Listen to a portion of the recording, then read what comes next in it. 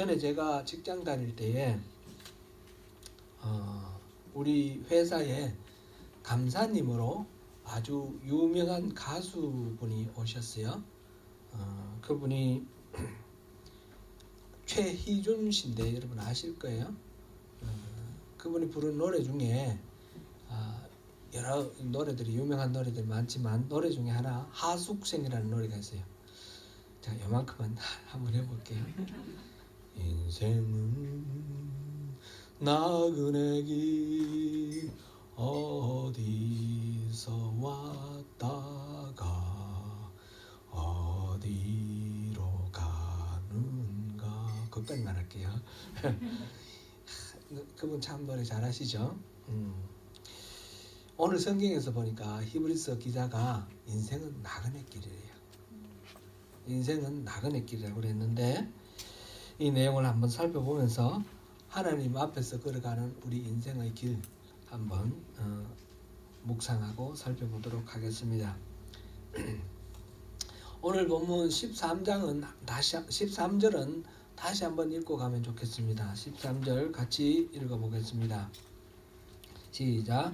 이 사람들은 다 믿음을 따라 죽었으며 약속을 받지 못하였으되 그것들을 멀리서 보고 환영하며 또 땅에서는 외국인과 나그네임을 전문하였으니.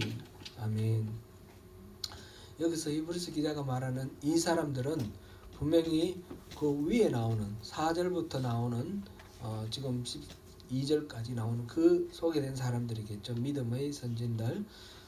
누구 나왔습니까? 아벨이 나왔고 에녹이 나왔고 노아가 나왔고 아브라함이 나왔고 사라가 나왔는데 이 사람들은 직접적으로는 그렇게 가리키지만 사실상 이 뒤에 나오는 사람들 앞으로 아브라함, 야곱, 이삭, 야곱 쭉 나올 거예요. 이 사람은 모두 다 모든 믿는 사람들을 다 가리키는 말이다. 이렇게 보면서 우리가 읽으면 좋겠습니다. 이들 모두는 믿음을 따라 죽었다. 그렇습니다.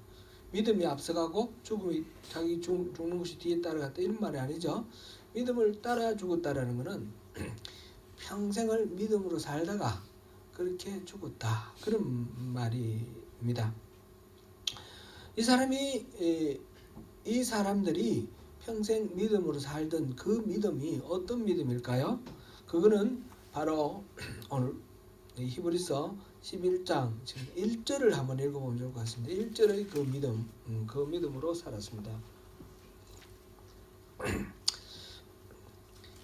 믿음은 바라는 것들의 실상이요 보이지 않는 것들의 증거니. 이거는 우리가 잘 아는 그런 성경 구절인데 우리 이 부분을 다룰 때 우리 다시 한번 세밀하게 점검하고 다뤘던 것은 바라는 것들의 실상이요 보이지 않는 것들의 증거다. 이 말이 바라는 것들 실상 우리가 강력하게 바라면 이루어진다 이런 뜻은 아니라고 그랬습니다. 무엇이라고 그랬습니까? 우리의 욕망이 아니라 하나님의 약속이 이루어질 거라는 소망. 이것이 그 소망이 우리 믿음이다. 그런 의미로 쓰인 말이다 했습니다. 보이지 않는 것들의 증거다라는 말도 눈으로는 보이지 않지만 하나님의 그 약속을 신뢰하기 때문에 보이지 않는 것들도 믿는다. 그런 의미죠. 이들이 믿음을 따라 믿음으로 살다가 죽었는데 그 사람들이 그 믿음이라는 것은 하나님의 약속을 기반을 하여서 그 약속이 성취될 것을 소망하면서 그렇게 살다가 죽었다. 그런 이야기죠. 그랬는데 이들에게 이렇게 믿음으로 살았던 사람들의 삶에 대해서 오늘 본문에서는 4가지를 이야기를 하고 있습니다. 이 사람들이 이렇게 살았다. 첫째는 약속을 받지 못하였다. 두 번째는 그것을 멀리서 보았다. 세 번째는 환영하였다. 환영하였다도 멀리서 환영하였다. 그런 뜻입니다. 네 번째는 땅에서는 외국인과 나그네로 살아서 정언을 하였다. 그런 4가지입니다. 첫 번째는 약속을 받지 못했다. 그랬습니다. 제가 방금 믿음으로 이 사람들이 믿음으로 평생을 살다가 죽었는데 그 믿음이라는 것은 하나님의 약속에 기반해서 그 약속의 성취를 바라보면서 사는 그런 것이 믿음이다 그랬는데 약속을 받지 못했다 그랬어요. 이게 무슨 말이죠? 약속을 받지 못하면 약속을 근거해서 소망하는 것도 없잖아요. 그죠? 그런데 왜 약속을 받지 못했다 그랬을까요? 실제로 이 사람들은 다 약속을 받았습니다. 대표적으로 아브라함부터 생각하면 나중에 후손이신 그리스도에 대한 약속을 받으셨고 젖과 꿀이 흐르는 땅, 가나안 땅으로 대변되는 하늘나라에 대한 약속을 받은 겁니다. 분명히 약속을 받았습니다. 아벨과 에녹과 노아는 그 이전 사람은 다른 형태로 우리 표현이 뭐 그렇게 직접적으로 나와 있지 않지만 이 노아에게 복을 주셨잖아요. 새로운 창조를 허락하시고 복을 주시는 거. 아벨 그 제사를 받아 주신 거. 노아에게 그 방주를 만들게 하신 거. 에녹은 그를 평생 동행하시다가 데리고 가신 거. 이 모든 것들이 약속과 관련이 있는 겁니다. 표현은 다르지만 그러나 그런 약속 후에 아브라함과 야곱, 이삭에게도 계속해서 그 약속을 반복해서 강조를 해주시는데 그것을 지금 받지 못했다라고 이렇게 표현되어 있으니까 이게 무슨 말인가 우리가 이해를 해야 되겠습니다. 그 뒤에 지금 13절, 14절, 15절, 16절까지 오늘 본문인데 보면 약속을 받은 것 같아요. 그죠? 이 땅에 본향을 찾는다 그랬잖아요. 본향을 찾고 더 나은 본향을 찾는다. 그런 거 보면 약속을 받은 것 같아요. 그러면 약속을 받았는데 약속을 받지 못했다. 이게 무슨 말인가? 우리 성경이 읽는 게 이 히브리서가 사실상 좀 어렵습니다. 이런 부분 때문에 좀 어려운데 NIV 성경을 번역을 우리가 참고하면 좋겠습니다. 이 부분 한번 NIV 성경에 보니까 이 부분을 약속을 받지 못했다는 것을 They did not receive the things promised. 약속받은 것들을 받지 못했다. 약속은 있었고 약속했는데 뭐 주겠다 그랬는데 그거는 못 받았다 그런 말이에요. 그죠? 다시 표현을 해보면 약속된 것들, 약속의 성취는 보지 못했다 그런 의미인 것입니다. 원문에는 약속을 받지 못했다 이게 맞습니다. 직역하면. 그런데 NIV에서는 이거를 조금 의역을 해서 도와서 the things promised 이렇게 표현을 했습니다. 그것이 바른 이해인 것 같습니다. 전체적으로 봤을 때 이건 수사법에서 보면 환유법이라는 게 있습니다. 환유법은 어떤 다른 대상을 가지고 다른 것을 설명하는데 서로 연관성이 있을 때 그렇게 설명하는 방법입니다. 스타가 죽었다 이러면 무슨 말이에요? 스타는 별인데 실제로는 별이 아니라 별처럼 찬란한 업적을 남긴 위대한 인물이 죽었다 이런 말이죠. 그래서 스타라는 말을 통해서 위대한 인물을 가리키는 말이죠. 폐는 칼보다 강하다 이럴 때는 폐는 뭡니까? 문을 말하고 칼은 뭡니까? 무력, 힘 이거는 말하는데 The pen is mightier than the sword 이렇게 말할 때 이 펜과 칼은 바로 문과 무를 전체적으로 대표하는 다른 말로 바꾸는 그런 비유죠. 주전자가 끓고 있다 이러면 무슨 말이에요? 주전자 안에는 물이 끓고 있다 이 말이죠. 지금 약속을 받지 못했다 이 말은 약속에 담겨 있는 그것이 성취되는 것을 받지 못했다 이런 의미입니다. 이거는 수사법으로 그렇게 우리가 이해하면 좋겠다 그런 것으로 우리가 보고 넘어가면 되겠습니다. 여러분이나 여기 성경에 나오는 믿음의 그 사람들이나 약속을 받았습니다. 우리도 약속 받았죠? 예수님께서 신랑 되신 예수님께서 신부로 우리를 맞으러 오실 날을 우리는 기다리고 있습니다. 그 약속 받은 겁니다. 그죠? 개인적으로 귀에다 웅소리 들려야 이렇게 하나님 음성 듣는 게 아니라고 그랬죠. 그렇게 하는 경우는 극히 드문 케이스고 성경에 분명히 나와 있어요.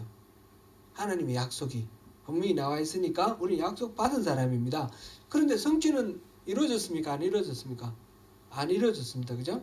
그래서 여기서 약속 받지 못했단 말은 그 당시에 그 믿음의 사람들 지금 소개를 하면서 그들은 약속은 받았으나 성취는 아직 안 된 상태다. 그런 상태고, 두 번째로는 그것을 멀리서 보았다 그랬어요. 약속의 성취는 아직 안 됐는데 어떻게 보았어요? 그것을 그 아득한 훗날에 일어날 일이잖아요.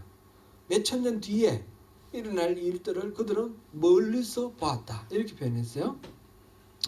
에베소서 1장 18절에 그 기도하기를 우리 마음 눈을 밝히셔서 부르심의 소망이 무엇인지 그것을 깨닫게 해달라고 그렇게 기도를 했는데 그것이 이루어진 거예요.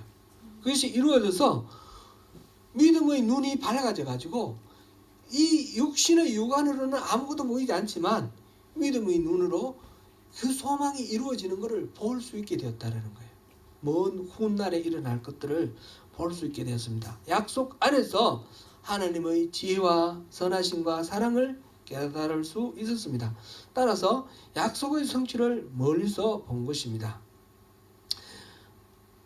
그래서 훗날까지 볼 수 있는 그런 힘, 안목, 영적 분별력 그것을 갖고 있었다 하는 것을 말합니다. 예수님은 요한복음 8장 56절에서 이렇게 말씀하셨습니다.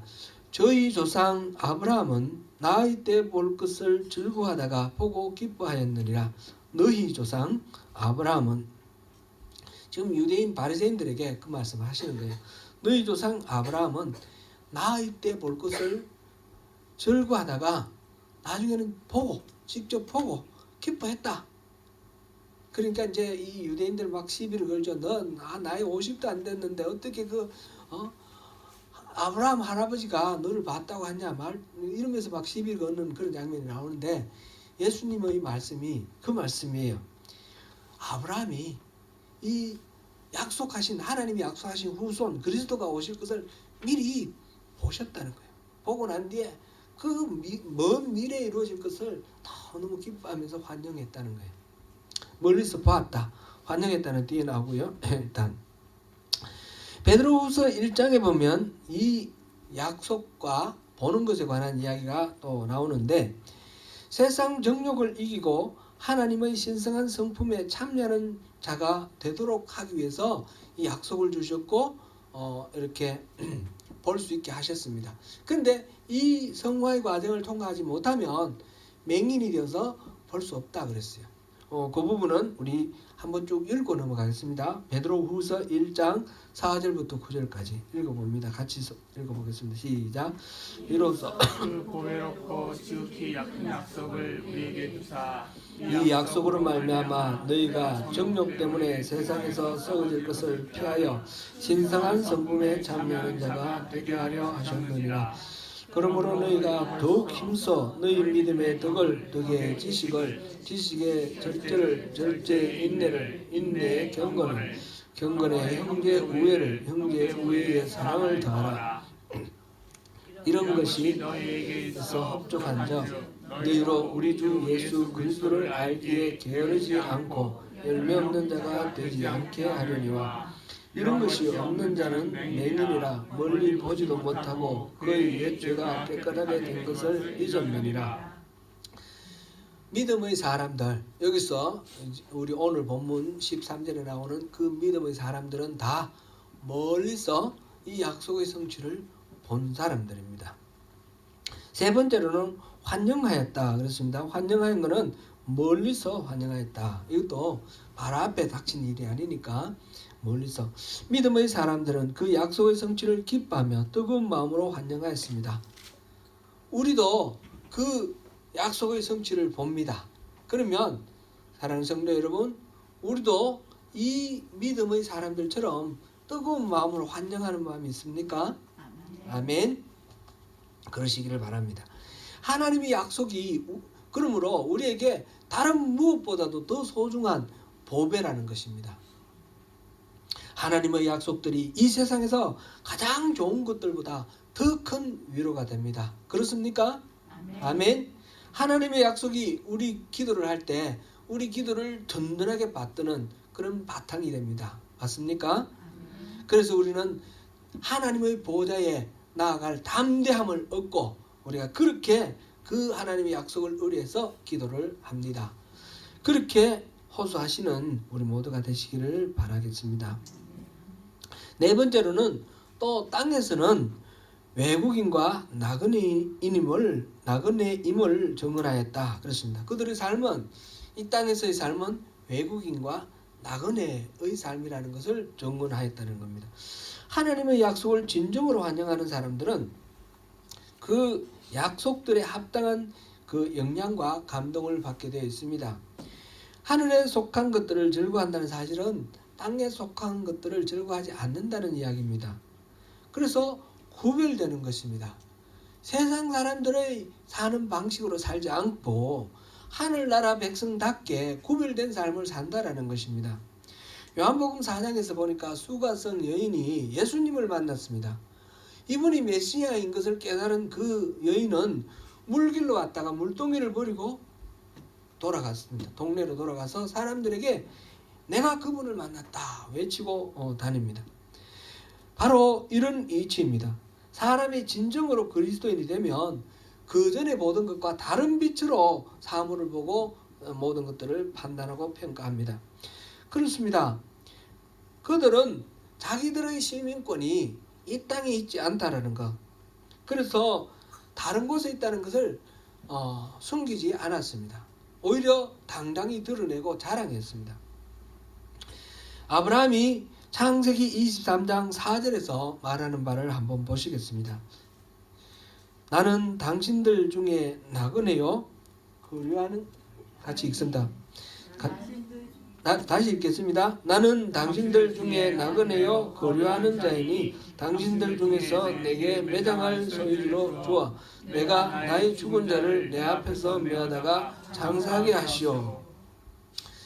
아브라함이 그랬고 야곱도 그랬습니다. 창세기 47장 9절을 보겠습니다. 야곱이 바로에게 아뢰되 내 나그네 길의 세월이 130년이니이다.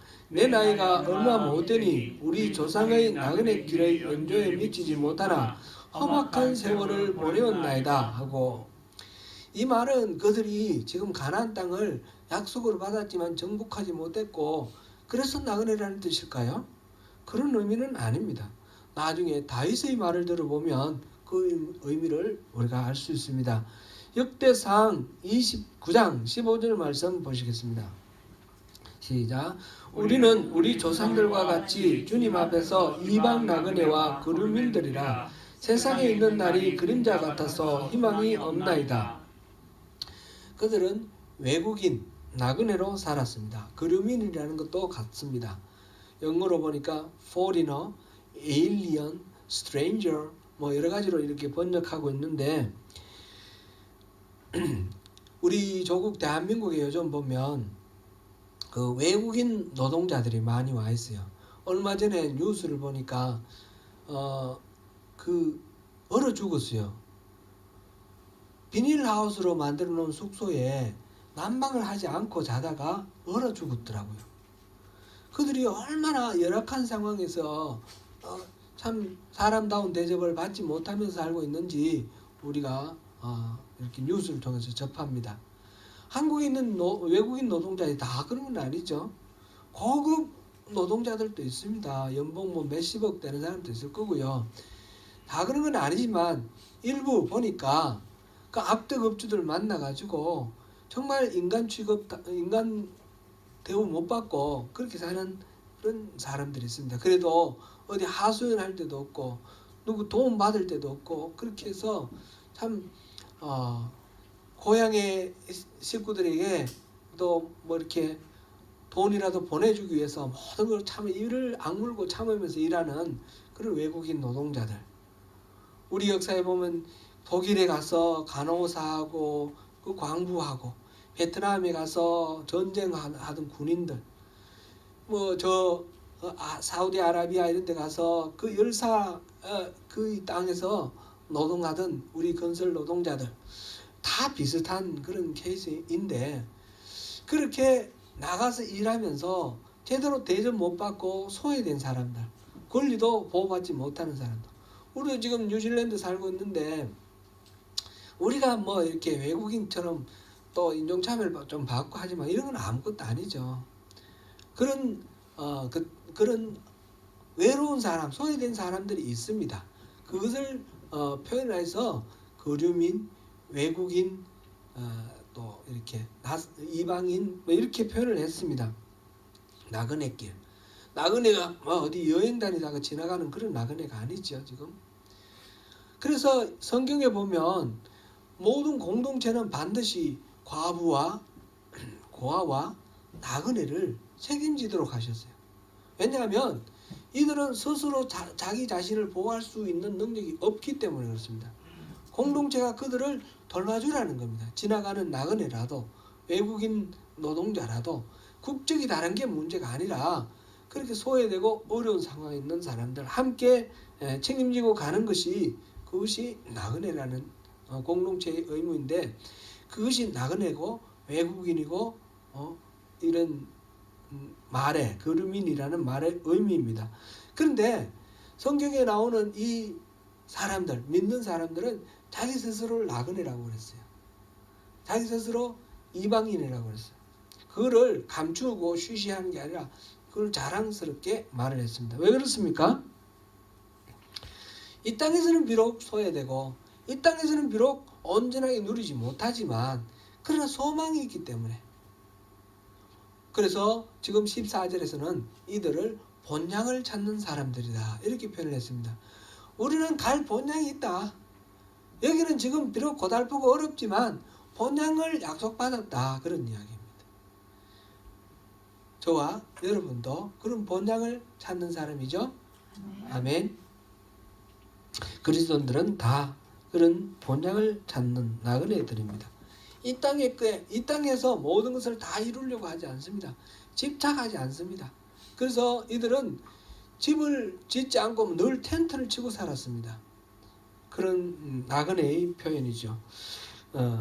그런 이 사람들이 본향을 찾는 사람이라고 그러는데 그 사람들이 찾는 본향이 만약 자기들이 나온 바 본향이었다면 돌아갈 기회가 있었을 것이다. 이렇게 여기서 말하고 있습니다. 15절이죠. 온자리로 돌아가려고 그랬으면 얼마든지 돌아갈 수 있었다는 거죠. 이삭을 장가 보낼 때 아브라함이 그 늙은 종을 보내면서 절대로 이삭을 그리로 데리고 가지는 마라. 신부감을 데리고 오라. 그 말을 합니다. 돌아가는 것은 꿈에도 생각하지 않는 거죠. 나중에 야곱이 그 고향 밧단 아람으로 갔어요. 밧단 아람으로 가서 그 외삼촌 집에 가서 외사촌과 결혼을 하고 아들 11명, 딸 하나 해서 대가족을 이루었어요. 그런데 야곱은 잠시도 그곳을 자기가 살 집이라고 생각하지 않았어요. 원래 고향이지만 고향이라고 생각하지 않았습니다. 그들이 떠나온 곳을 돌아갈 본향, 고향이 아니었다라는 것입니다. 우리가 사랑하는 조국 대한민국을 떠나서 뉴질랜드에서 살고 있는데 조국으로 다시 돌아가서 살 수도 있습니다. 그러나 우리가 찾는 본향은 조국 대한민국이 아닙니다. 우리가 찾는 본향은 이런 것들과 비교할 수 없는 더 나은 본향이다. 그렇게 표현을 해놨습니다. 더 나은 본향. 지금 다시 이 히브리서를 읽는 독자들을 한번 생각하면서 이 말씀을 한번 떠올리면 좋겠습니다. 히브리서 독자들은 1차적으로 어떤 사람들이죠? 유대교에서 개종한 그리스도인이라고 했습니다. 유대교가 진리가 아니라 예수를 믿는 이것이 진리다 해서 유대교를 버리고 지금 예수를 믿는 쪽으로 나왔습니다. 나왔는데 지금 살아가다 보니까 점점 상황이 어렵습니다. 지금 뭐 이 핍박이 있었는데 처음에는 유대인들 전체에 대한 핍박이었고 두 번째는 그리스도인들만을 핍박하는 사건이다 그랬습니다. 지금 히브리서는 바로 그 상황이죠. 유대인들은 타치하지 않습니다. 히브리인들이라고 핍박하는 것이 아니라 예수 믿는다라고 해서 핍박을 받습니다. 그래서 이 사람들이 생각할 때 하나님 믿는데 지금 예루살렘에 성전이 있고 그곳에 가서 늘 짐승 잡아 제사 드리는 그 제례가 있는데 우리가 다시 하나님 섬기면 되지 않을까? 굳이 예수 믿는다 그래서 모든 것을 다 잃어야 됩니다. 일터도 잃어야 되고 뭐 목숨도 잃어야 되는 그런 상황인데 내가 굳이 예수를 믿어야 되나? 그래서 많은 사람들이 돌아갔습니다. 유대교로 배도하고 돌아갔습니다. 지금 히브리서를 기록하는 이 기자의 입장에서는 돌아가는 그 배도자들에게 돌아가지 마라. 그거는 진리가 아니다. 그것을 말하는 거죠. 그 이야기를 하고 있는 중입니다. 그 짐승을 잡아 제사를 바치는 그 길, 그 율법, 모세가 받은 그 율법을 지키는 것, 이거로서는 영원한 하나님 나라의 백성으로 살아갈 수가 없다라는 것입니다. 예수 그리스도의 보혈로 우리 죄의 문제가 해결되고 그리고 하나님 나라를 가야 되는데 지금 구약의 그 약속들에는 그 길이 없기 때문에 그 길로 돌아가면 안 되는 겁니다. 지금 다시 이 그리스도인들이 다시 유대교로 돌아간다는 것은 몸에 막 아주 시궁창을 막 청소를 해가지고 옷이고 몸이 엉망됐어요. 그래서 목욕을 깨끗이 했습니다. 그리고 난 뒤에 다시 그 일할 때 입었던 옷을 집어 입는 것이나 무슨 차이가 있겠느냐는 거죠. 목욕한 게 다 소용이 없는 거 아닙니까? 그래서 글로 우리가 바라는 본향은 돌아온 본향이 아니라는 겁니다. 우리 여러분과 저는 이 땅에서 우리 조국 대한민국에서 여러 가지 문화적 또는 이런 유전적인 그런 어떤 유산을 받아가지고 여러 가지 이렇게 살아가는 삶을 나름대로 바르게 정직하게 열심히 살다가 예수를 만나가지고 이 땅의 소망이 이런 게 아니구나. 그래서 하늘 소망을 품고 이렇게 예수를 믿게 되었는데 다시 땅으로 돌아가시겠습니까? 그럴 필요가 없는 거 아닙니까? 그래서는 안 되는 거 아닙니까? 그래서 우리가 찾는 본향은 이런 돌아온 처음 나온 그곳이 아니라는 것입니다. 더 나은 곳 하늘나라 하나님 보좌 우편에 그리스도가 살아계시고 그곳에서 우리에게 담대히 나오라고 손짓하고 계시고 우리는 예수의 보혈을 힘입어서 그 성소에 나아가는 그런 우리의 소망입니다. 그런 우리의 그 본향입니다. 우리 고향은 그런 곳입니다. 우리는 영혼을 구원하는 그런 믿음을 가진 사람들입니다. 그렇게 나그네와 외국인으로 스스로 정체성을 가지고 본향을 바라보고 있는 우리에게 하나님께서는 두 가지 선물을 주셨습니다. 그것이 16절에 나오는 이야기입니다. 두 가지 선물인데 첫째는 우리의 하나님이라 일컬음 받는 것을 부끄러워하지 않겠다 하셨습니다.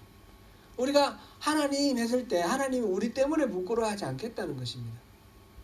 우리가 어떤 사람을 생각할 때 그 사람에 대해서